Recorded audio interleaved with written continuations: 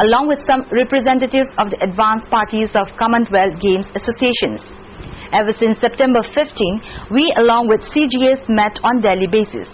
We also held meetings with OC officials and emphasized the importance of addressing the issue of cleanliness of the village, which I have to say in many towers are filthy and uninhabitable as stated by Mr. Fennell, unquote.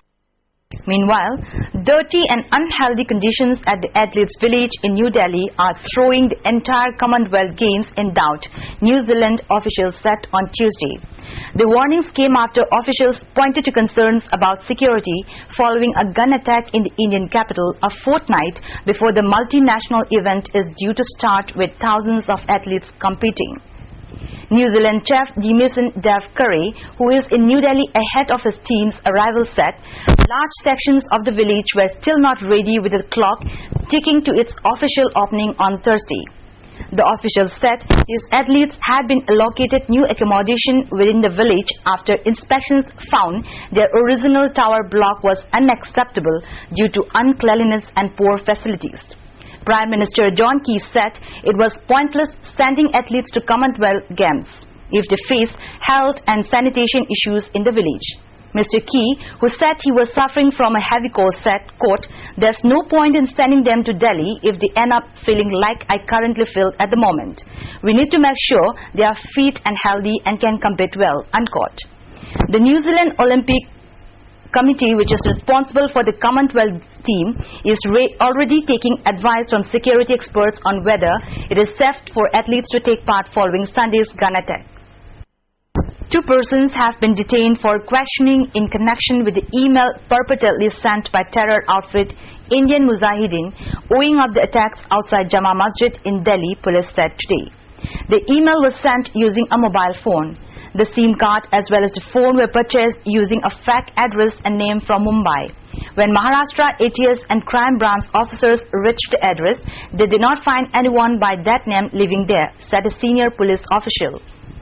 2 persons have picked up for questioning, he said, refusing to divulge further details. Soon after the firing near Jama Masjid on Sunday, in which 2 Taiwanese nationals were injured, an email was sent to various media houses threatening to carry out attacks during the upcoming Commonwealth Games. The email sent to BBC does not directly refer to the incident of firing but says, "In the name of Allah, attack is a tribute to Atif Amin and Mohammad Sajid." Both Amin and Sajid were killed by police in Batla House encounter on September 19, 2008. 11 members of the all-party team today visited a hospital here to meet people injured in the ongoing unrest in Kashmir Valley, but were met with protests by relatives and attendants of patients. The team, which included BJP leader Sushma Swaraj and CPIM leader Sitaram Yechuri, interacted with the injured persons admitted in the SMSH hospital. The visit of the delegation members to the hospital was kept out of bounds for the media persons, and a large contingent of police and paramilitary CRPF was deployed around the hospital and adjoining localities to maintain law and order. However, the relatives and attendants of the injured persons raised slogans in protest against the security forces and the government, forcing the delegation members to cut short their visit, according to hospital sources. Using the insights of experts from Brazil, Russia, India and China, India is listed the 3rd most powerful country in the world after the US and China. In 2010, the US tops the list of powerful countries, accounting for nearly 22% of the global power. But according to international futures models, by 2005, the power of the US, EU, Japan and Russia will decline, while India, China and Brazil will increase in global power. Irabot Celebration Committee today organized a blood donation camp at Jennings. Over 100 volunteers of the committee today donated blood in today's blood donation camp. According to spokesperson of the committee, the blood donation camp was organized as a mark of homage to the pioneer leader of the state, Hizam Irabot. Ex-Minister Dr. Nara, T.H. Tomba, MLA Borazao and CPI State Council Secretary Sotin Kumar also took part in the blood donation camp. Education Minister Sept today attended BRC level in service teacher training program at Quaketel High School.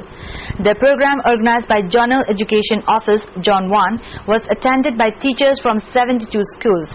Speaking on the occasion, Education Minister Sept said that responsibility of the teachers have now been added after the introduction of rights to education for providing of compulsory education to all children.